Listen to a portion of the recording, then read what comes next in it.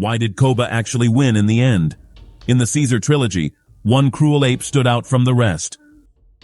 One who was subjected to experiments at an early age and developed a contempt for humanity that resonated for hundreds of years afterward. Koba's anti-human ideologies may have influenced the ape clans, and in the end, his beliefs became mixed with Caesar's teachings, creating a distortion in their history where apes possibly follow Koba's teachings. In this video, we'll be looking at why Koba actually won in the end, and how his story influences the new kingdom of the Planet of the Apes movie. And for more videos from the Planet of the Apes universe, don't forget to subscribe to this channel. Welcome to the Oasis Geek. Koba's story is a tragedy. Since he was a young ape, he was taken from his mother's arms and subjected to cruel experiments by unscrupulous humans.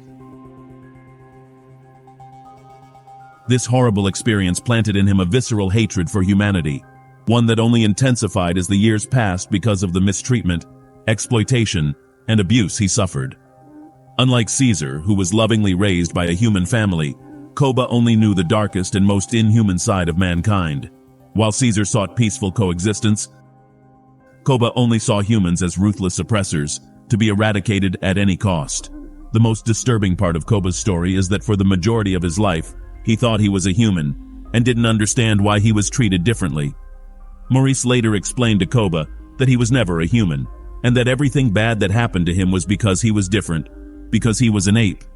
It is for this reason that he never accepted Caesar's empathy for humans, and this caused an argument between Koba and Caesar, as Koba thought that humans should be eliminated and should not be allowed to increase their power.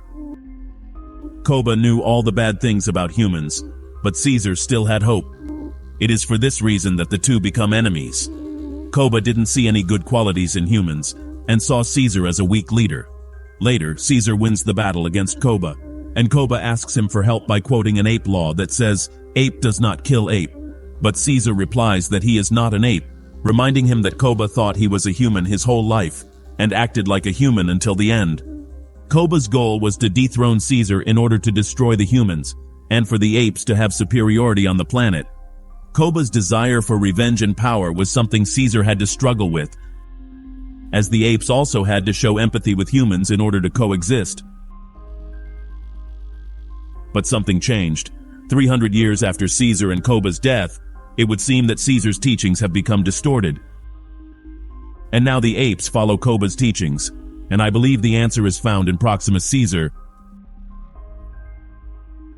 Proximus Caesar is an extremely intelligent bonobo who became the leader of his own clan. But Proximus Caesar is not an ape who came to power through violence. He is an extremely clever ape, and he has created a strategy to conquer the planet. Proximus Caesar has studied every detail of human civilization and the apes themselves.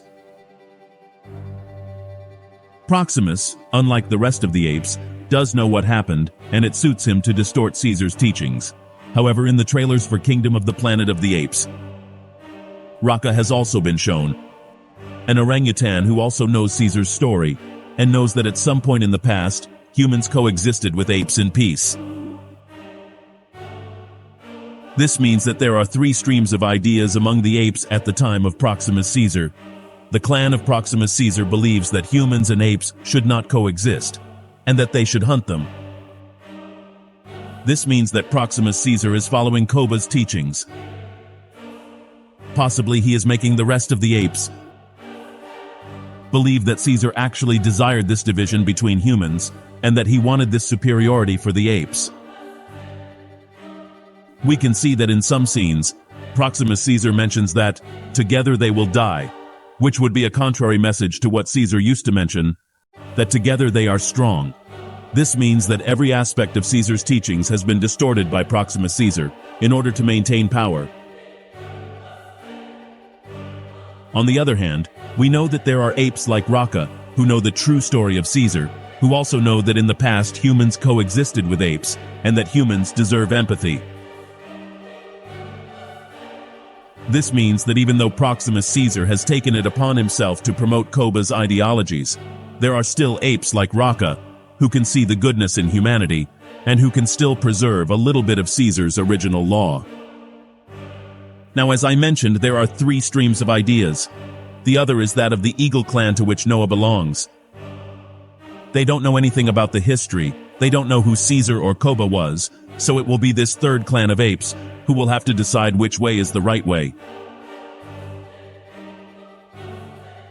However, when we look back at the last 300 years of humanity, it seems that Koba's wishes were fulfilled, and that in the end, although he lost the fight against Caesar, the fear and hatred he had towards humanity proved to be stronger, and ended up infecting the rest of the generations of apes like a virus. We know that Caesar's son and Maurice could have continued the teachings of empathy and collaboration with humans, but something must have happened that changed everything. In previous videos, we theorized that an internal battle may have occurred among Caesar's own clan, causing a split among the apes. Perhaps Cornelius lost his life in a new war against the humans, something that further distanced the apes from the humans, and ultimately proved that Koba's ideology was more useful. The interesting thing about all this is that although Caesar won the fight against Koba, it seems that his ideologies triumphed in the end, because the future of the planet of the apes would have been the same had Koba survived. It is as if Koba's influence at first instance would have been much more powerful than we thought. Now, as I mentioned earlier, the key to all of this is Proximus Caesar. It is possible that Proximus knows Caesar's true history, that he knows how humans in the past coexisted with apes, but perhaps he considers himself superior to Caesar and believes that his goal is to achieve even greater things. It is possible that he sees Caesar as someone weak, but uses his legacy to manipulate his people. In the original movies, apes like Dr. Zaius used ape religions and legends to keep other apes out of the forbidden zone and in a social control. It is possible that in the same way that Dr. Zaius was hiding information to have control, in the same way Proximus Caesar is hiding information about what happened in the past, and modified Caesar's teachings by taking Koba's ideologies and passing them off as the words of the ancient ape liberator. When we analyze that this is the situation the apes are in today, we realize that Koba actually won in the end, and that Caesar only contributed to the destruction of humanity. Or is there still hope for coexistence with humans? Tell me, what do you think about all this? Do you think Koba won at the end of the story? And for more videos from the Planet of the Apes universe, don't forget to subscribe to this channel. You are on the Oasis Geek.